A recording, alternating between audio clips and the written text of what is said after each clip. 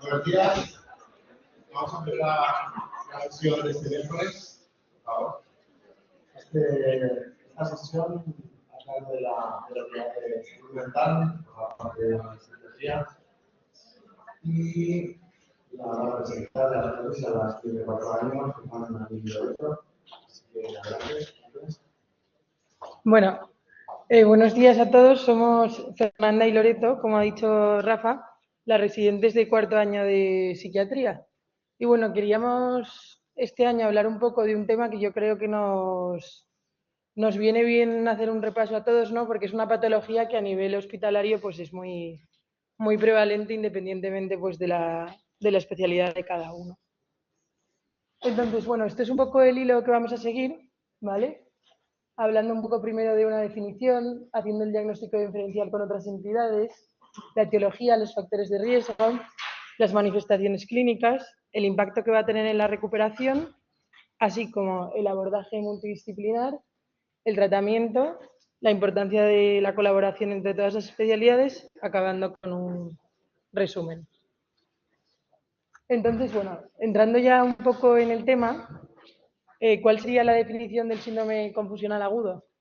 Pues al final es una alteración del nivel de atención, del nivel de conciencia, y es una disfunción cognitiva que es de inicio agudo y de curso fluctuante. Esto es muy importante. Normalmente ocurre en el ambiente hospitalario y los factores más importantes de riesgo serían ser anciano frágil y, bueno, el riesgo también aumenta a mayor edad y a mayor severidad de patología, llegando hasta unas prevalencias entre un 56% en pacientes ingresados. Por lo tanto, es un problema bastante importante, en parte porque aumenta la mortalidad de los pacientes por todas estas complicaciones que están asociadas a estos procesos, ¿no? Tanto las complicaciones a nivel de pues, enfermedades infecciosas, de complicación del propio proceso médico y también, bueno, pues el estado de agitación de los pacientes, ¿no? Que muchas veces se quitan vías, se quitan sondas y esto pues hace que empeore el pronóstico. También se ha visto que hay un deterioro a nivel funcional y cognitivo. Estos pacientes, aunque generalmente es un proceso reversible, sí que hay un daño neuronal directo, ¿no? Y entonces, pues al final, aunque se suelen recuperar, puede que este proceso se alargue mucho en el tiempo. Y también se ha visto que hay un gran incremento a nivel de los costes de atención sanitaria y social.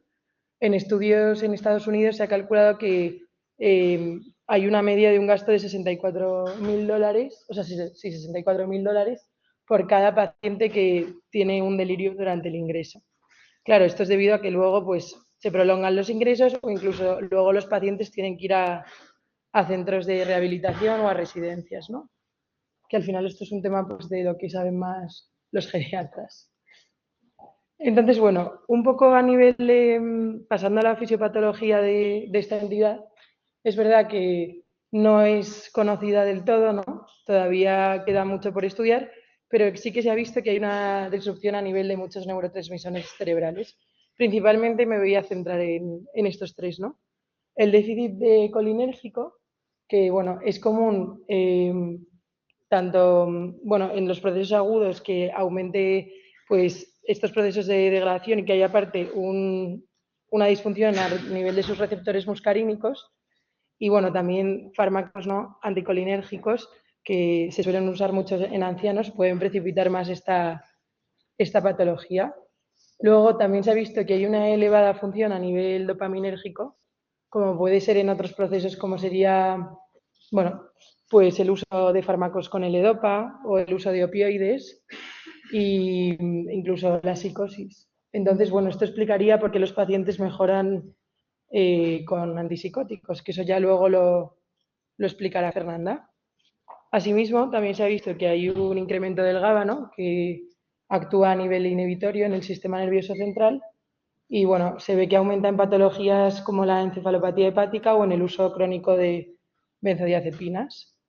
Y bueno, ya dependiendo del tipo de delirium que haya, va a haber un aumento o una disminución de la serotonina, que eso lo comentaré más tarde. Asimismo, también se ha visto que bueno, en estos procesos de inflamación, en las propias infecciones o en los procesos mismamente oncológicos que atraviesan los pacientes, aumentan las citoquinas, sobre todo a nivel de IL-6 y 8. Por lo tanto, hay un aumento de la permeabilidad de la barrera hematoencefálica y, por lo tanto, una neurotoxicidad directa, ¿no? Lo que hablábamos un poco antes del daño neuronal directo.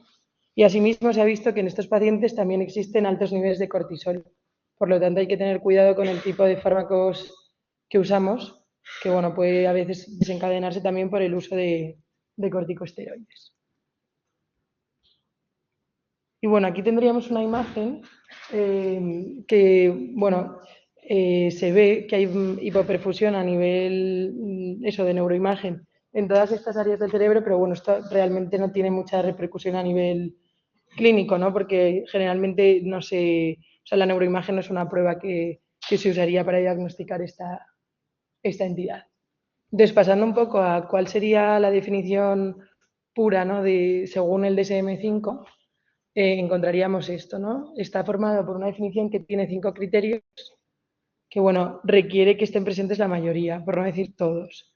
Entonces, consistía en una alteración de la atención y de la conciencia que va a aparecer en poco tiempo, ¿vale? Generalmente en pocas horas, en pocos días, y constituye siempre un cambio respecto a la atención y a la conciencia que tenían inicialmente, ¿no? Y en esto hay que tener cuidado, sobre todo en los pacientes pues, que ya tienen la atención y la conciencia tocadas de antes, como puede ser una demencia o una psicosis. Eso nosotros lo hemos visto en la interconsulta, pacientes ya con un proceso psicótico delirante de base de pues de muchos años de evolución, que luego encima debutan con un síndrome confusional, pacientes que tienen una demencia, entonces es más difícil diagnosticarlo.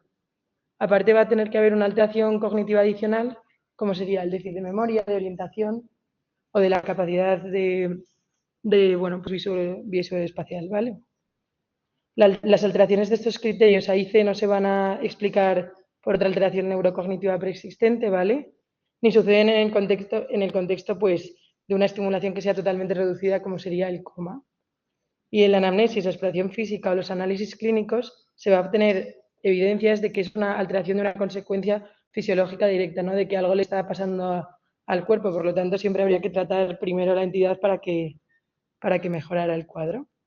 Entonces, aquí tendríamos una lista de las principales herramientas diagnósticas, que es verdad que no voy a profundizar en todas. Sí que me gustaría un poco ver las más conocidas, como serían el Mini-Mental o la escala de Richmond, que es verdad que estos se pueden usar para hacer un diagnóstico de delirium, pero no son específicas de esta entidad. Entonces, bueno, se podrían al final confundir pues, con otras patologías, ¿no? Porque el Mini-Mental a lo mejor sería mejor pasarlo en una consulta para detectar un cuadro de deterioro cognitivo.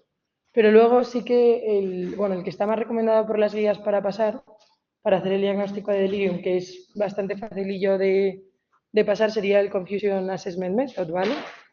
Que bueno, aquí he querido resumir un poco en esta tabla cómo se pasaría, porque es verdad que el único problema que tiene es que requiere pues, que la persona sepa cómo se pasa, y ya, ¿vale? Y bueno, para tener un diagnóstico positivo necesitaríamos que apareciesen 3 de 4 criterios, ¿vale? El primero y el segundo sí que son obligatorios y luego podría estar un tercero o un cuarto. Entonces, el primero habla sobre el inicio agudo y el curso fluctuante.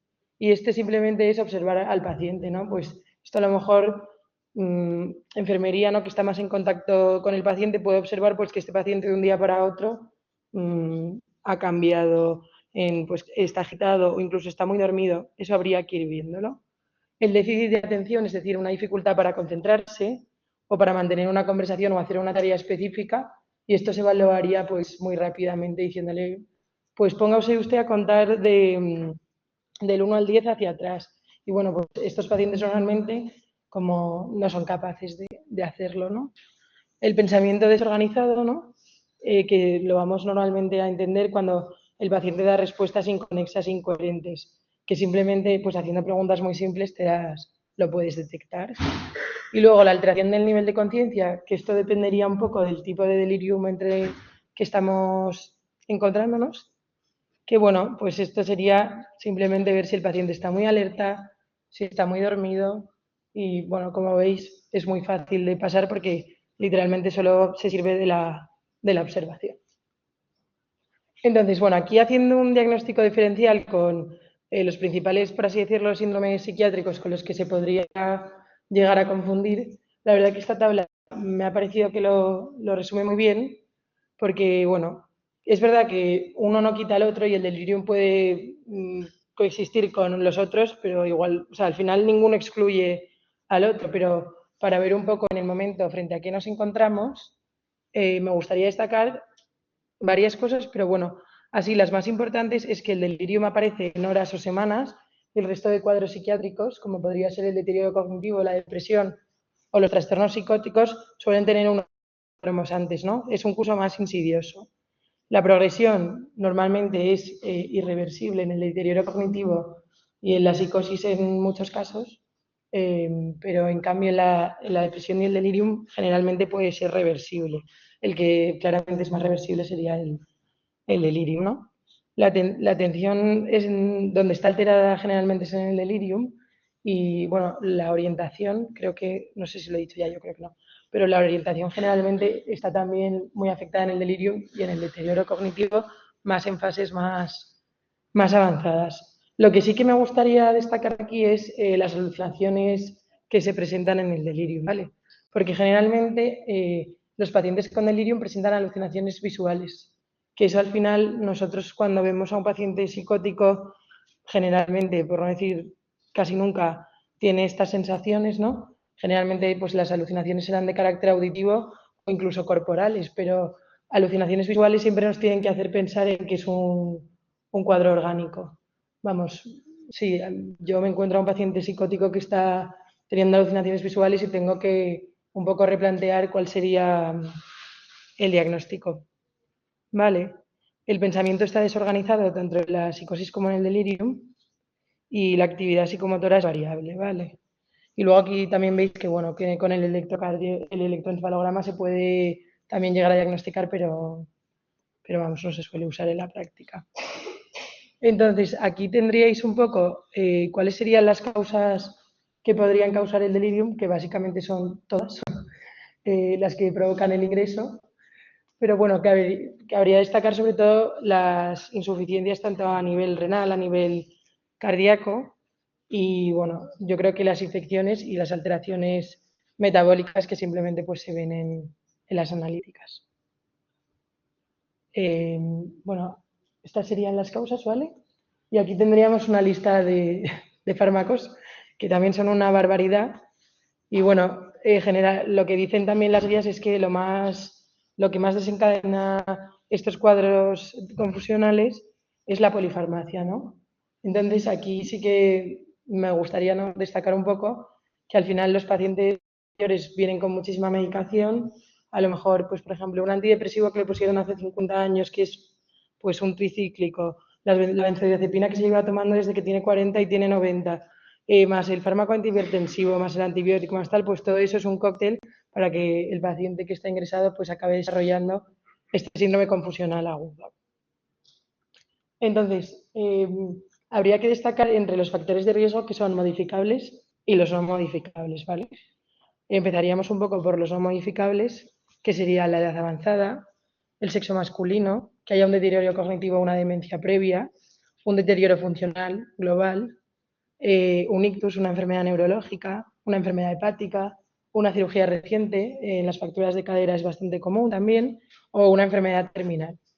Y luego los factores de riesgo modificables, pues hay bastantes que generalmente en el hospital llama la atención que, al no ser que sea un hospital que tenga mucha conciencia del paciente geriátrico, pues no se suelen modificar, ¿no? Como sería el deterioro sensorial, tanto a nivel de visión como de audición. Generalmente las habitaciones de los pacientes pues son oscuras, no tienen reloj. Esto favorece que los pacientes pues acaben desorientándose, ¿vale?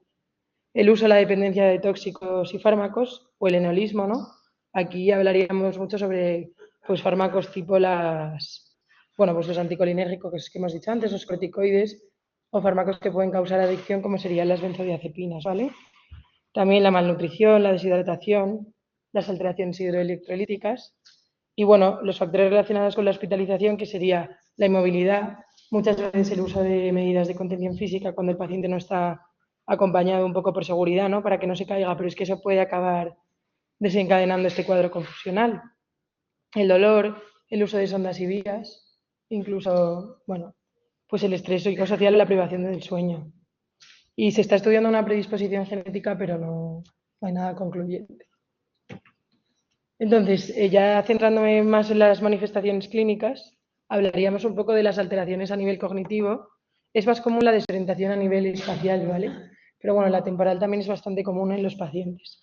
Las alteraciones perceptivas, como podrían ser pues, las ilusiones o los delirios, y sobre todo lo que he hablado antes, ¿no? Las alucinaciones visuales, que muchas veces pues, están viendo a gente en la habitación o confunden al médico, ¿no? Es verdad que la familia no la tardan más en confundirlo, pero que no identifiquen bien al personal sanitario más que al médico.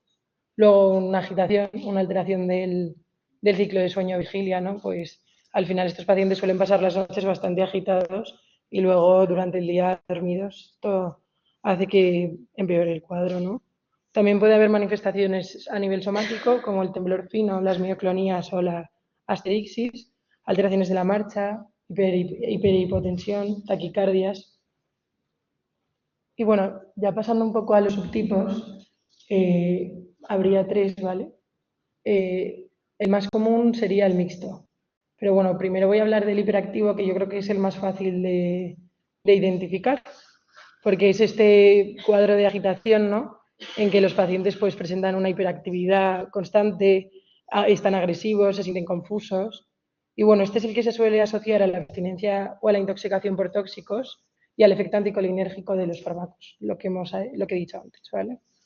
Y bueno, hay una disminución de la actividad inhibitoria del GABA y hay un aumento de la neurotransmisión a nivel noradrenérgico. Y bueno, es el más fácil de diagnosticar por síntomas tan floridos. Yo creo que esto ya sería un apunte que quiero hacer más a nivel humano, ¿no?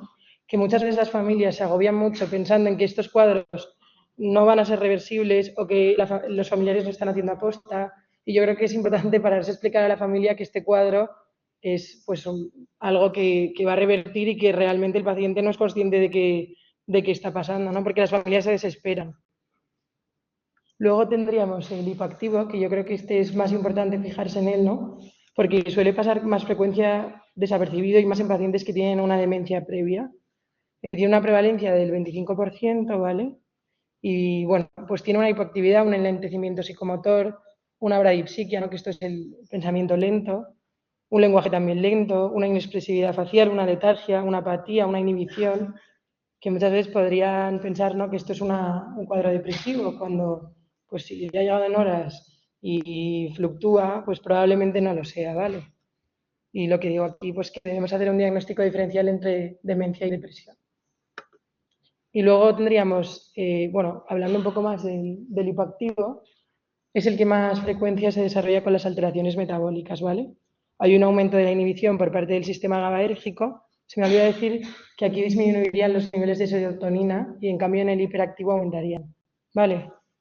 Y bueno, pues lo que he dicho, que son más difíciles de identificar porque los síntomas no son tan evidentes y el médico, si no piensa que realmente existe este tipo de síndrome confusional agudo, va a ser más difícil que lo diagnostique. Y luego el más común sería el mixto, que bueno, es la combinación de los dos anteriores, que bueno, pues es el más común, el que va fluctuando a lo largo del día de un estado muy hiperactivo y muy alerta a un estado ahí muy letárgico. Y bueno, paso la palabra a Fernanda. Gracias.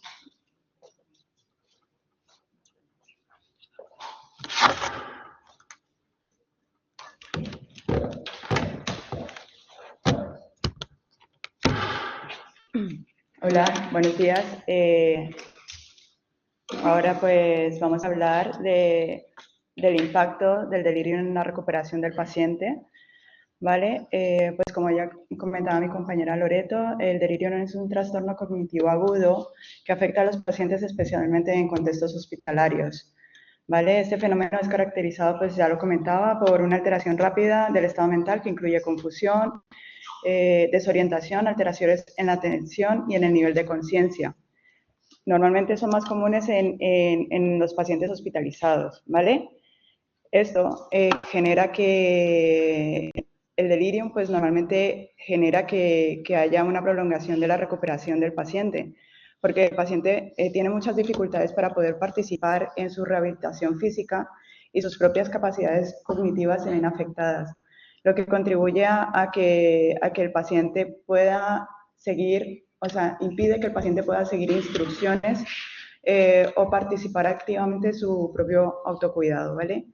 Esto lleva a que aumenten las complicaciones relacionadas, por ejemplo, con un postoperatorio, porque se ha visto, digamos, que el delirio es más frecuente en fracturas de cadera o en postoperatorios de cadera. También esto aumenta las infecciones nosocomiales, caídas y problemas respiratorios, ¿vale? Además, en pacientes delirantes es muy difícil que puedan, digamos, llevar una medicación adecuadamente, porque pues, obviamente están delirantes, están desconfiados y también desconfían de la misma medicación.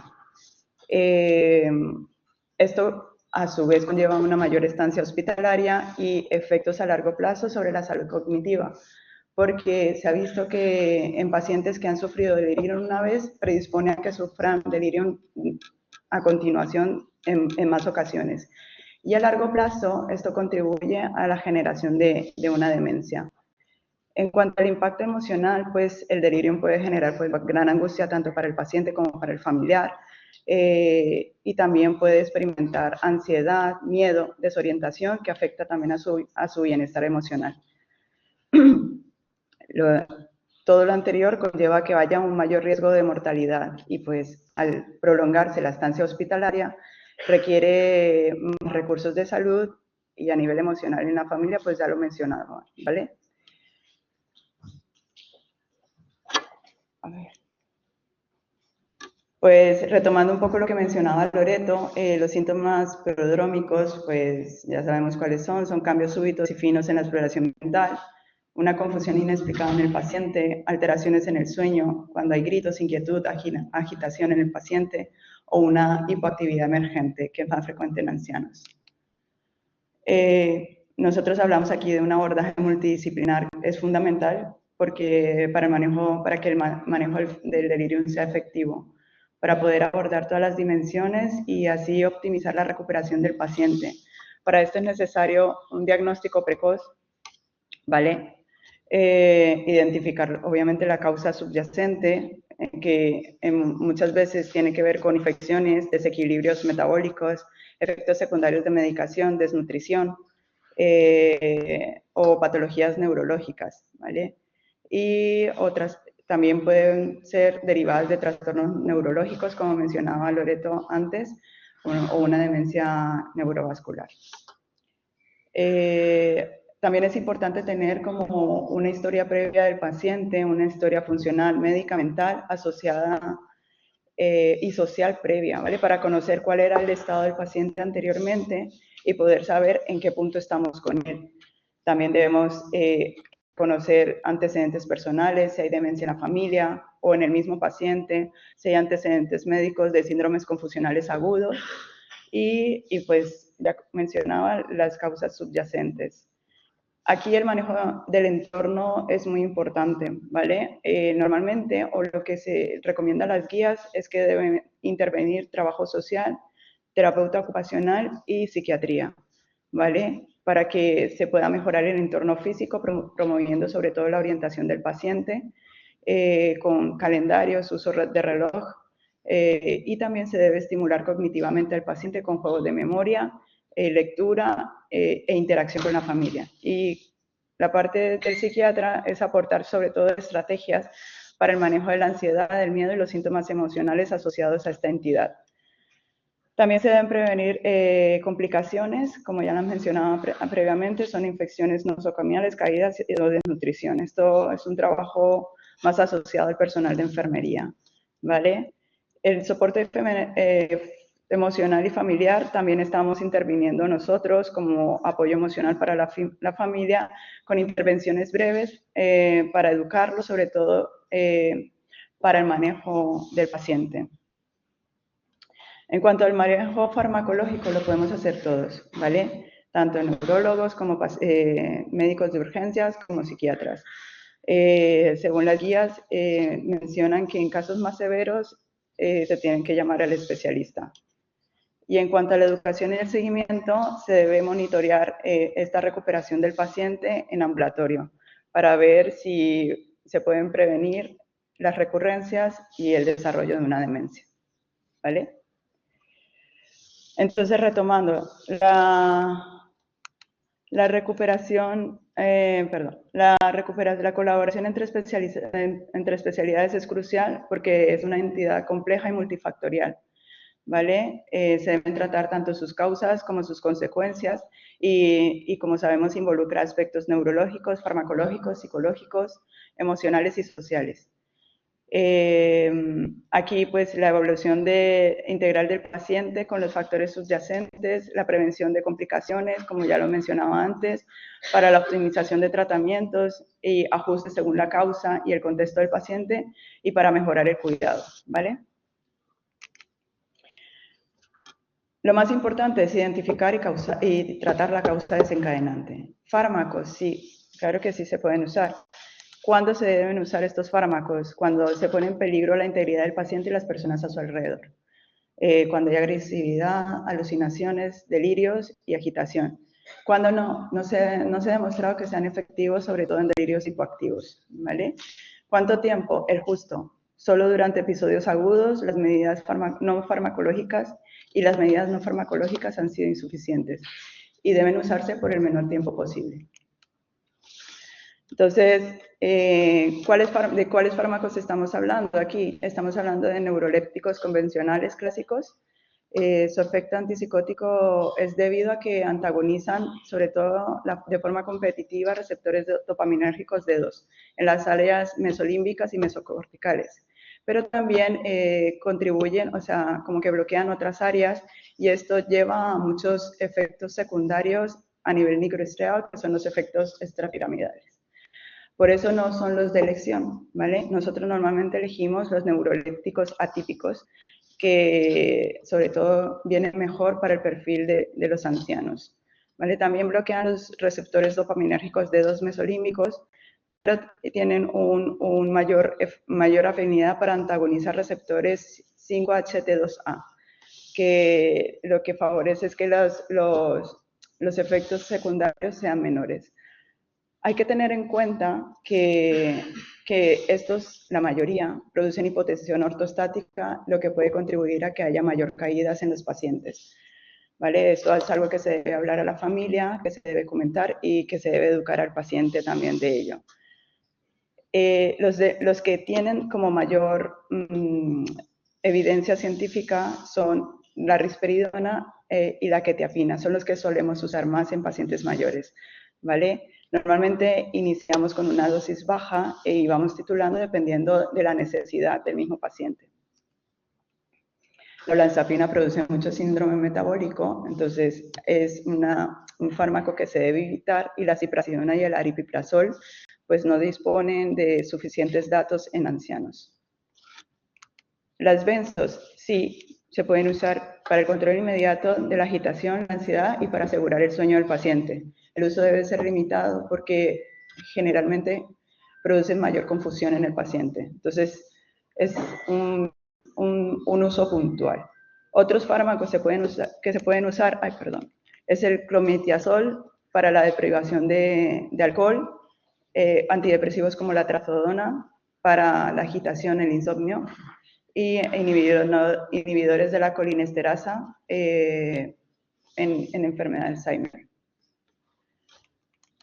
Pues, en resumen, es importante que el enfoque de esta entidad sea multidisciplinar porque permite una atención personalizada, no solo se centra en la resolución de los síntomas inmediatos. La interacción constante entre nosotros los profesionales aseguran que el paciente reciba una atención óptima, reduciendo los riesgos y mejorando los resultados. Y así prevenimos complicaciones y mejora la calidad de vida a largo plazo del paciente. Esta es la bibliografía que seguimos. Muchas gracias.